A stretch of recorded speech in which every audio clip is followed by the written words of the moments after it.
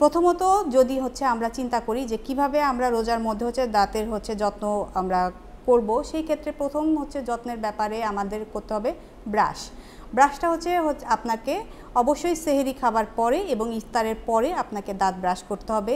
1 2 হচ্ছে যে কোনো ব্র্যান্ডের ভালো পেস্ট দিয়ে দাঁত পরিষ্কার করতে হবে। 2 3 হচ্ছে আপনার মুখে, যেহেতু আমরা রোজা রাখছি, মিষ্টি খাবার, খেজুর এবং হচ্ছে যে ডেজার্ট জাতীয় আইটেম আমাদের খাওয়া বেশি পড়বে, সেহেতু আপনার হচ্ছে এইসব খাবার গ্রহণের পরপরই মুখ ভালো করে কুলি করে ফেলতে হবে।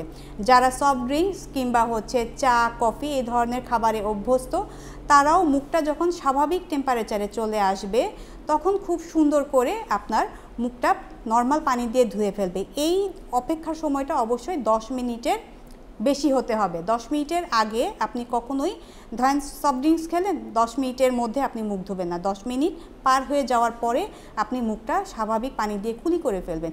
একই নিয়ম বর্তাবে হচ্ছে আপনার চা কফির ক্ষেত্রেও। এটা গেল 2 নাম্বার।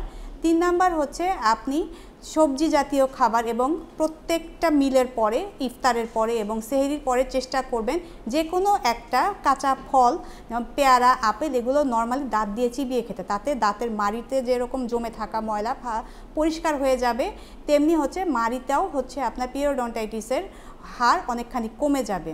আর চতুর্থত আমরা বলবো আপনি হচ্ছে চেষ্টা করবেন যে কোনো হচ্ছে মাউথওয়াশ ব্যবহার করার জন্য রোজার মধ্যে।